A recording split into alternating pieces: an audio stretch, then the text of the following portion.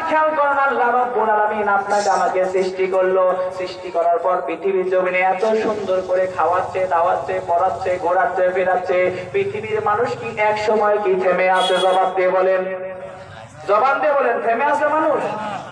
পৃথিবীর মানুষ কিন্তু থেমে নাই, পৃথিবীর মানুষ কিন্তু চলমান। এই পৃথিবীও কি থেমে আছে? বলেন, জবাব দিয়ে বলেন। কিছু তথ্য বলে যাই বাজান। এই পৃথিবীতে ফজর হলে আজান হয়, জোহর হলে আজান হয়, মাগরিব হলে আজান হয়, আসর হলে আজান হয়, ইশা হলে আজান হয়, আবার পর্যায়ক্রমে ফজর হয় কি হয় না? আমার বন্ধুগণ, মসজিদের মাহফিল আগে ফজিলতটা বলিলি, তারপরে ওয়াজ করি। আল্লাহর নবীজি বলেছেন, মান বানা লিল্লাহি মাসজিদান বানাল্লাহু লাহু বাইতান ফিল জান্নাহ। আল্লাহর নবীজি বলেছেন, হে আমার ভাইয়েরা, দুনিয়ার বুকে যারা আল্লাহর ঘর মসজিদ নির্মাণে সাহায্য সহযোগিতা করে, আল্লাহ বলেন দুনিয়ার মানুষ তো মাটির ইট পোড়া ইট তৈরি করো, তারপর ইট বালু সিমেন্ট দিয়ে সেটাকে তৈরি করে ঘর নির্মাণ করো। জোরে বলেন ঠিক কিনা? কিন্তু আমার আল্লাহর নবীজি বলেছেন, যারা আল্লাহর ঘরকে সাহায্য সহযোগিতা করবে, আল্লাহর ঘরকে সৌন্দর্য করবে, আমার নবীজি বলেন ওই সকল বান্দাদের জন্য আমার স্রষ্টা আল্লাহ জান্নাতের ভেতরে এমন একটা সুন্দর ঘর বানাবে যেটা পৃথিবীর মানুষের জীবনেও চোখে দেখে নাই। জোরে বলতে হবে সুবহানাল্লাহ। রাগ করে আছেন? সুবহানাল্লাহ। খাওয়া দাওয়া করে আসেননি? কথা কথা করছেন তো? এটা কিন্তু নফল ইবাদত। আগে খাওয়া, খাওয়া দাওয়ার পরে কিন্তু কোনো ইবাদতের কথা বলা হয়েছে। তাছাড়া কিন্তু ইবাদতে তৃপ্তি আসে না। যে সকল ভাই এখনো রাস্তায় আছেন তাদের আমি পা ধরে বলি, এটা কার ঘর? জবান দিয়ে বলেন, কার ঘর?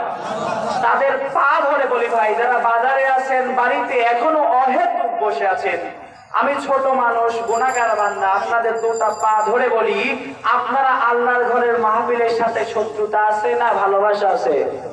জোরে বলেন, ভালোবাসা না শত্রুতা আছে?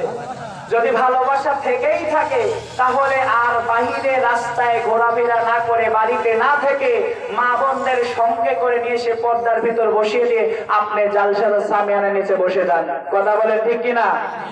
বন্ধুগণ, আমার যে কথা বলতেছিলাম, আল্লাহ আপনাকে আমাকে বানালাম, আর বানানোর পর বললো বান্দা ইবাদত করতে হবে কার? জবান দিয়ে বলতে হবে কার? ইবাদত করতে হবে আল্লাহর। আমরা কিন্তু এই পৃথিবীতে আসবার আগেই কিন্তু সাক্ষ্য দিছি আমাদের রব আল্লাহ। সাক্ষ্য দিলাম আমরা ওই পৃথিবীতে শুধু তোমার ইবাদত করব। তবে আল্লাহ গো, পৃথিবীতে যাওয়ার পূর্বে একটা শর্ত দিয়ে গেলাম, জান মাল যা কিছু আছে সব কিছু তোমার নামে লিখে দিয়ে গেলাম। জোরে বলেন সুবহানাল্লাহ। তাহলে কিছু থাকলো? বলেন, কিছু থাকলো? জানমাল সব আল্লাহর কাছে সুপর্দ করে দিয়েছি। তারপরেই কিন্তু এই পৃথিবীতে আসতে পারছি, ওয়াদা দিয়ে আসছি। আর ওয়াদা খেলাফ করলে কি হয়? মুসলমান না মুনাফিক হয়? আসতে বলেন, মানুষ শুনতে পাবে তো। তাহলে বলেন, মুনাফিক চেনা যায় না যায় না? চেনা যায়? চেনা যায় না, আলামতে চেনা যায়। কিন্তু আপনার আমার মতনই দাড়িওয়ালা, টুপিওয়ালা, জোব্বাওয়ালা, হিরস্ত বড় হুজুর, এ হলো মুনাফিক। বড় কঠিন। তাফসীর করতে গিয়ে দেখলাম সূরা বাকারা, জুমার যেখানে খুতবা পড়াই সেখানে বন্ধুরে তাফসীর করাচ্ছি। আল্লাহর ওয়াস্তে আল্লাহর কাছে দোয়া করেন, আল্লাহ যেন আমাকে সঠিক কথাগুলো বলার তৌফিক দান করে। সকলে বলুন আমিন। আমার বন্ধুগণ, দীর্ঘ 8 মাস জুমা চলাকালীন সর্বপ্রথম শুরু করেছি তাফসীর।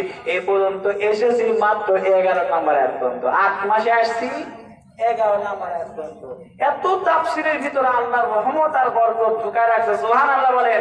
তার মাঝে আপনাদেরও তো একটা নমুনা দিয়ে যাব যাতে আপনারা আমল করতে পারেন। আমার মনে হয় এই তথ্যগুলো জানেন না। বন্ধুগণ, আমার খেয়াল করুন, আল্লাহ রাসূল বিশ্ব নবী মুহাম্মদুর রাসূলুল্লাহ সাল্লাল্লাহু আলাইহি ওয়াসাল্লাম মুনাফিকদের হত্যা করেন নাই। বিশ্ব নবীকে হযরত ওমর রাদিয়াল্লাহু তাআলা বললেন, হে আল্লাহর নবীজি, আপনি মুনাফিকদের তো চিনেন, মারেন না কেন? আল্লাহর নবীজি বলেন, আমার তো আল্লাহর পক্ষ থেকে আমি প্রেরিত রহমতের রাসূল, আমি দ্বীন ইসলামের প্রতিষ্ঠা করতে সে যদি মুনাফিকদের মেরে মেরে ফেলে দিই তাহলে তো আমার